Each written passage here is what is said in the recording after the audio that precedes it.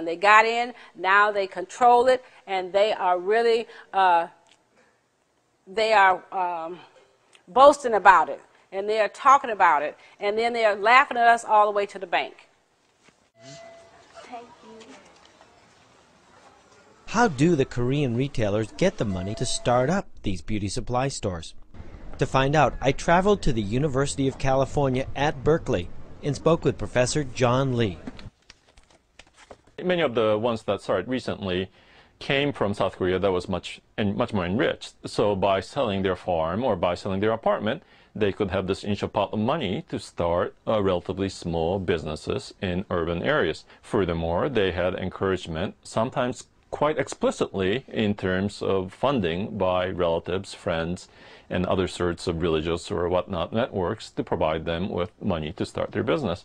So it's fair to say that there are all sorts of formal and informal means by which Korean Americans and South Korean business people dominate the market and are implicitly unwilling to let competition challenge their dominance. So the two magazines, they're all in Korean. Mm-hmm. I mean, does that seem like fair business practice? Yeah, well, as I said before, this is one of the mechanisms by which South Koreans and Korean American merchants ensure the domination of the market. It's autism.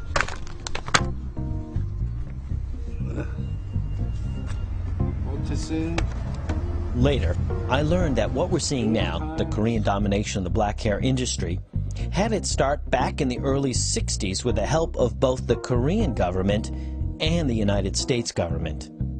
This is Chosun, one of the most respected newspapers in South Korea. And it's inside the archives of this newspaper that I discovered a document from 1965 in which the wig manufacturers in Korea convinced the Korean government to ban the export of raw hair, making it impossible for anyone to manufacture wigs from the highly desirable Korean hair population except for the Korean manufacturers themselves.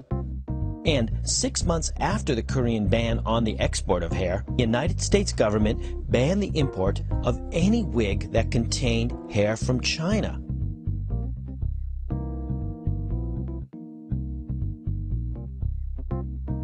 This ban on Chinese wigs virtually locked in the wig business for these South Korean merchants. So it seems that what we're seeing today, the Korean domination of the black hair industry, had its start with the help of both the Korean and the United States government almost 40 years ago.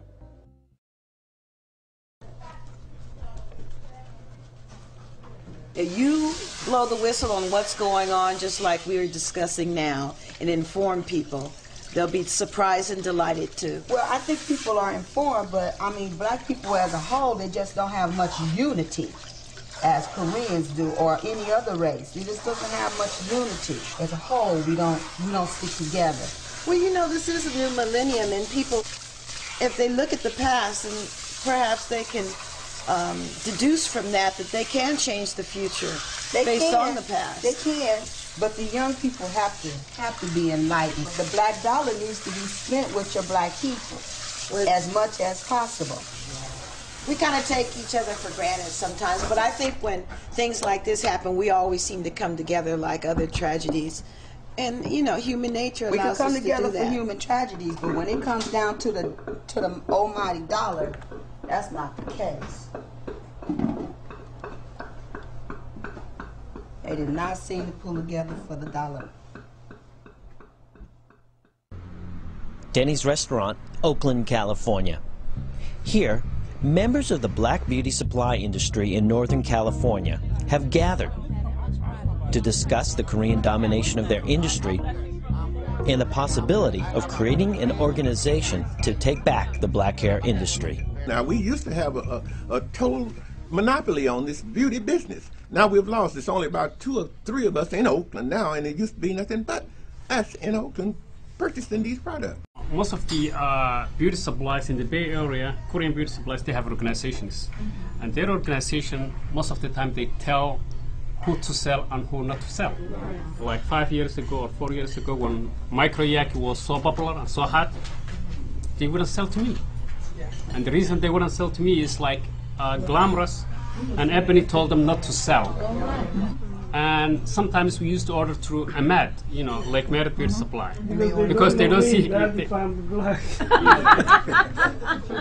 They don't think you're black. The Koreans don't think you're black. No, I mean, when they call me, they think that, you know, I'm a Korean store. You know? Are you black or Asian? How do you feel about that? Are you black or Asian? I was like, That's crazy. What does that have to do with me purchasing a product from you? So, since they can't sell it to us, why we can't sue them? We have people that are able to get these hair products. Right.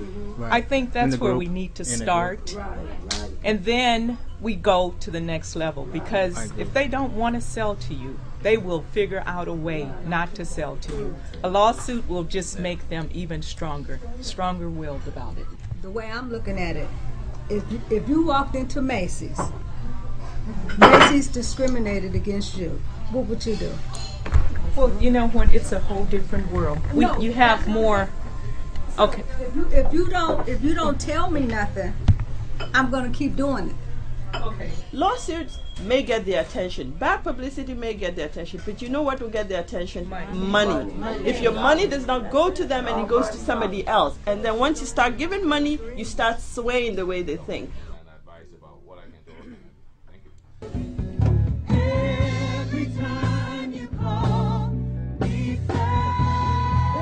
Just a few months after this meeting, BOBSA is created, the Black-Owned Beauty Supply Association. Their first event is here at this gospel event on the square in Oakland, California. It's here that they begin to raise awareness of the black hair issue and promote a hair show. I'm from Dallas, and I got my hair from Korean Beauty Supply. What do you think about what they're trying to do? I think that is great. I am just like so on board with that. We are a black-owned beauty supply, and what we are, $10 in Dallas, in Texas. We are like all about supporting black-owned businesses, and we complain about that a lot, that there aren't any black-owned beauty supplies in Texas. So, you know, I think it's great. I think it's great. I think it's about time. I just think it's very interesting. I got a little information about it. They had their little line card that gave me names of different people in different areas, which is very helpful. And then they are under association with, these are reputable hairdressers. So, and that's important too, because your hair is important.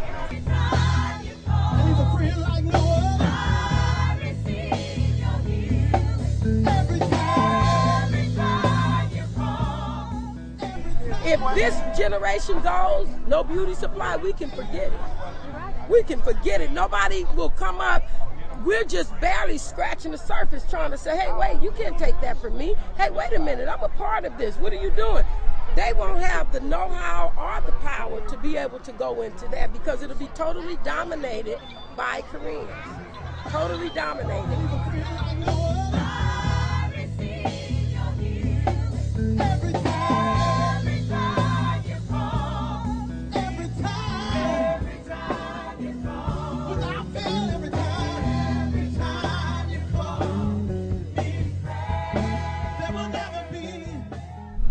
Richmond, California. The members of BOBSA are meeting here in the back room of a local beauty supply store. Black men positive ad in the magazine that we saw. Okay, so the total amount to $2,700. And finalized plans and a budget for the black hair show they're promoting in just a few weeks. You see, we have a balance there. It's a simple, durable book because it's gonna need to be passed around, and it has our name and. Okay, everyone take a look up here. This is the representative of the beginning stages of our BOBSA organization. These are the people that are working to make a difference, to make a change. Action speaks louder than words. These people are taking action. They're taking the first step, and we need to continue this. So let's give them a round of applause. This is the first BOBSA hair show, held in Northern California. Thank you everyone for attending. We really appreciate your time, and we hope we made a difference in your thought pattern.